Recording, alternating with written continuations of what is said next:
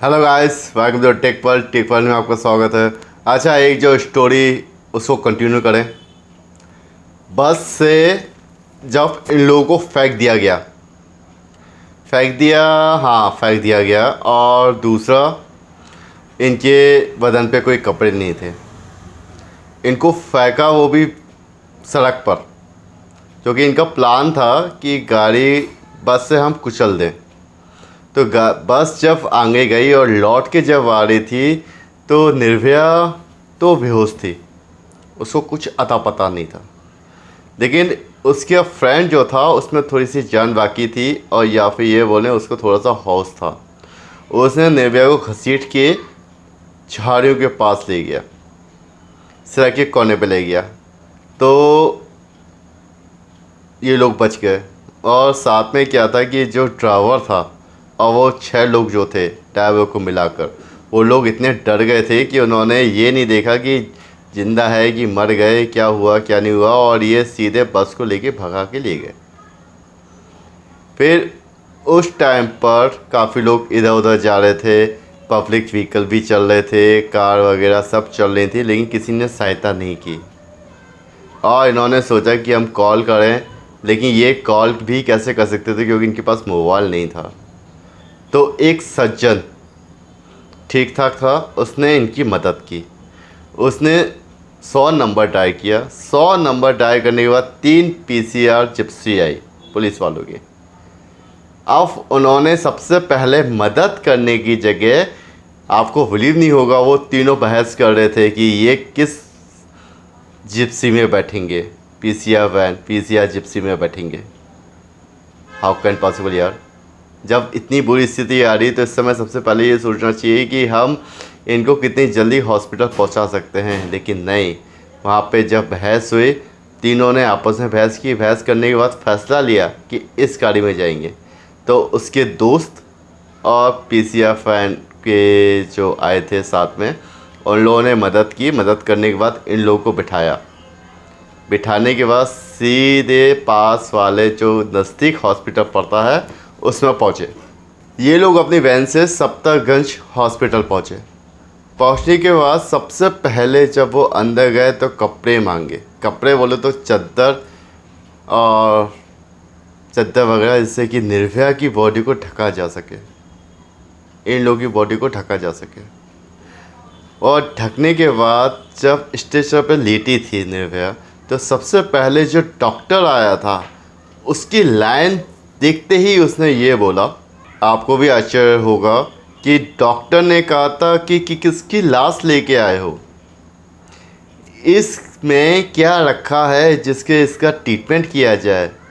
क्योंकि उसका कारण ये था कि लड़की का मुंह बंद था, निर्भया का, और गर्दन से नीचे पैर तक ऐसा कोई हिस्सा नहीं बचा था जिसमें जख्म ना हो।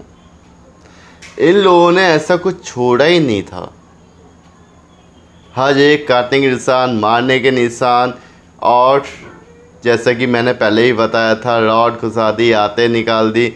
ये सारी चीज़ें होने के बाद उस निर्भया, उस बच्ची, उस हमारे देश की बच्ची के अंदर क्या बचा था? सिर्फ आखिरी सांसें गिनने के अलावा। लेकिन डॉक्टरों ने हार नहीं मानी। डॉक्टर सीधे उसका ट्रीटमेंट पे लग गए। लेकिन उसका ट्रीटमेंट कहाँ तक सक्सेसफुल था ये किसी को नहीं पता, क्योंकि ये ट्रीटमेंट करने वाला डॉक्टर भी कह रहा था कि शायद ही सरवाइव कर पाए। अब इससे ज़्यादा क्या होगा। इतनी बुरी स्थिति है लड़की की, बेटी की, इस देश की बेटी की, इस भाइयों की बहन की इतनी बुरी स्थिति है जिसकी हद नहीं है। एक बार फिर बताऊं उसकी स्थिति के बारे में। पहला, गर्दन से लेकर पैर तक कहीं भी कोई ऐसा हिस्सा नहीं बचा था कि जो इन लोगों ने कुचला ना हो। दूसरा, पूरी बॉडी में काटने के निशान, मारने के निशान, हाथ कुचले हुए, प्राइवेट पार्ट को डैमेज किया गया है ना। कैसे किया वो तो आपको पता ही है। डैमेज किया गया, हाथ कुचले गए, क्या बचा था, आते निकल गई।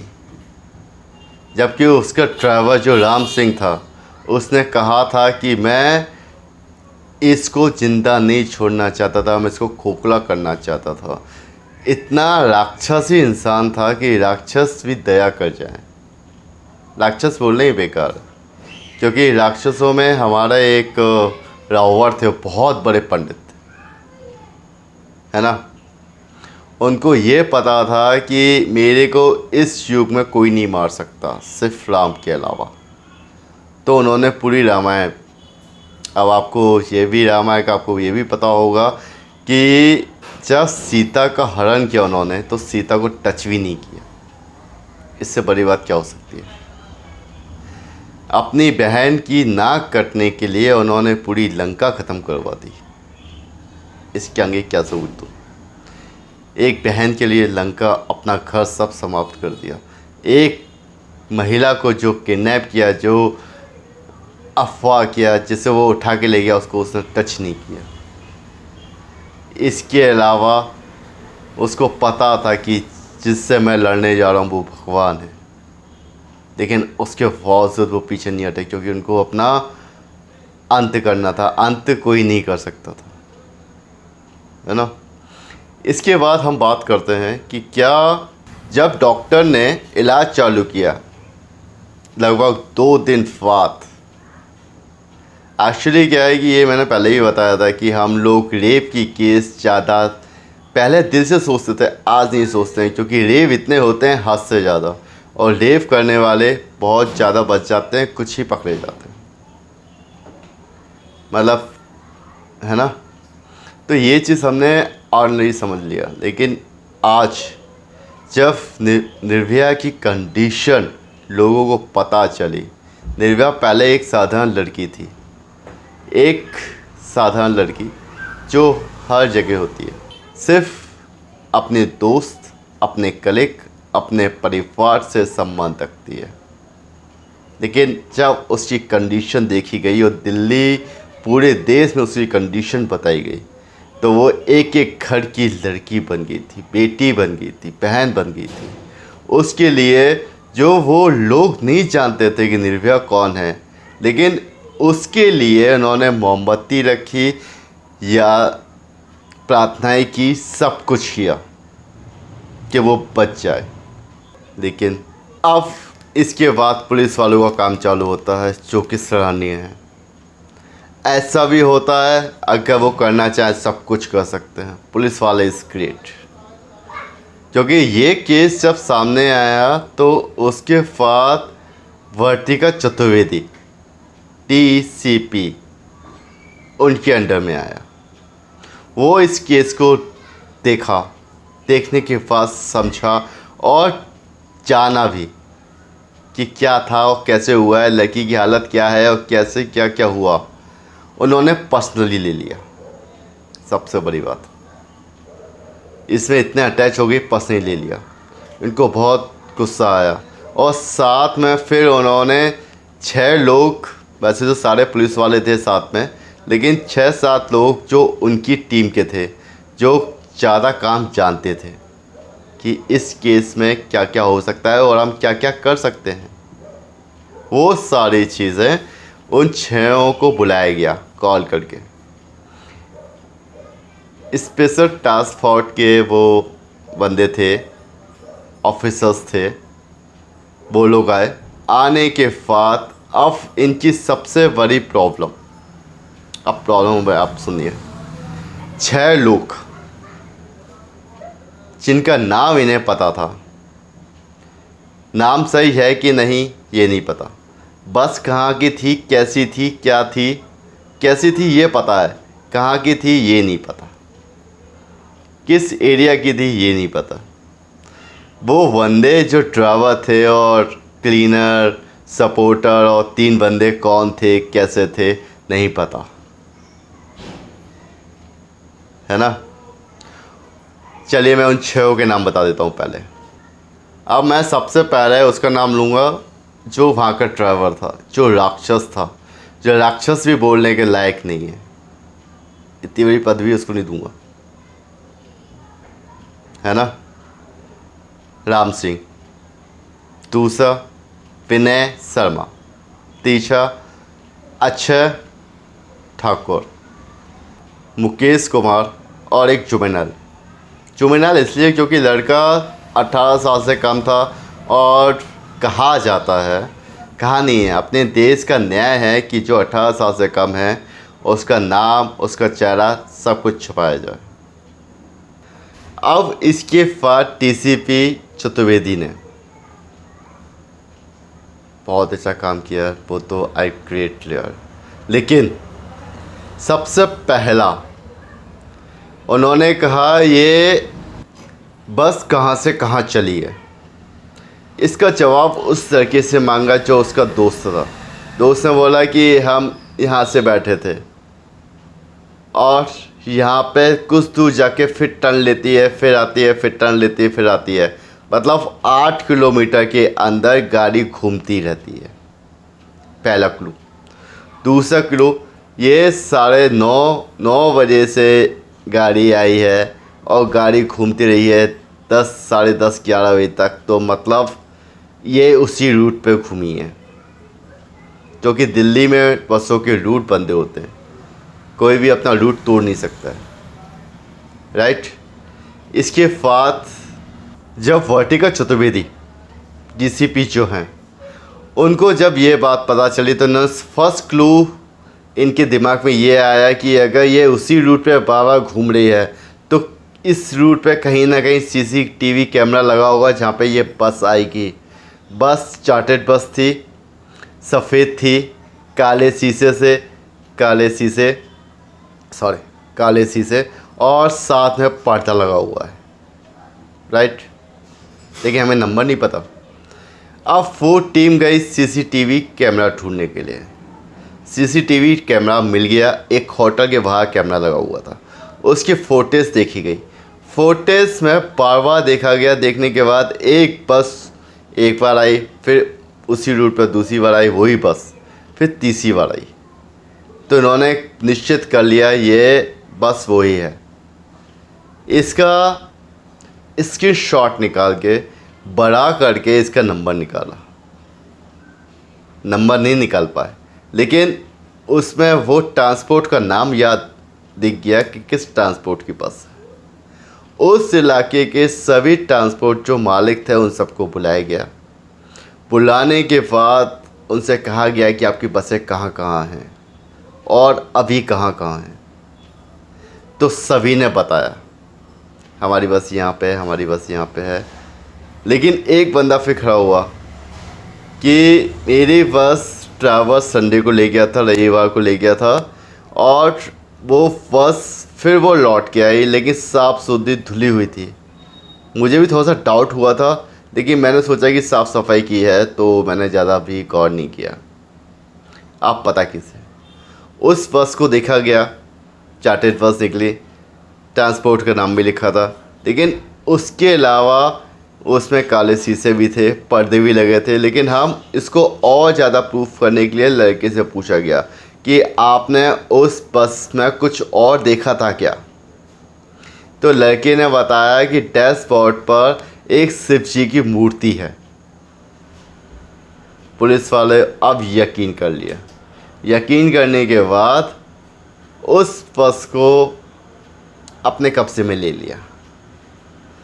कब्जे में लेने के बाद अभी तक किसी को पता नहीं है कि बस आ चुकी है, बस पकड़ ली गई है, लेकिन ये चल रहा है।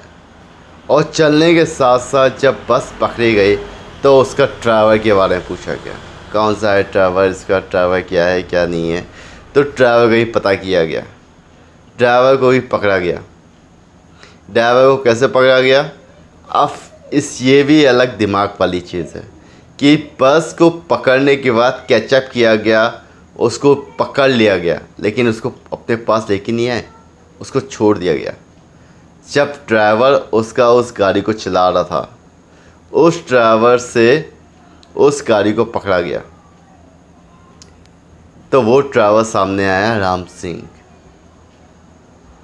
राम सिंह से जब पूछा गया तो स्टार्टिंग में कोई अपना जुर्म कबूल नहीं करता है, लेकिन जब 3rd डिग्री दिया गया, जब उसको समझाया गया जब उसको पता है गया कि तेरे खिलाफ़ सारे सबूत मिल चुके हैं, तू संडे को क्या कर रहा था, तेरी लोकेशन वहाँ पर है।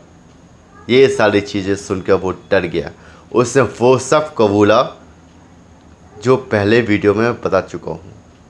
उसने वो सारी चीज़ें कबूली जो मैं बता चुका हूँ।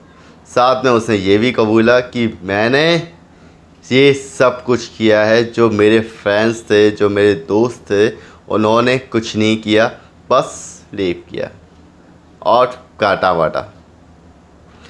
काटा क्यों? उससे पूछा गया काटा क्यों।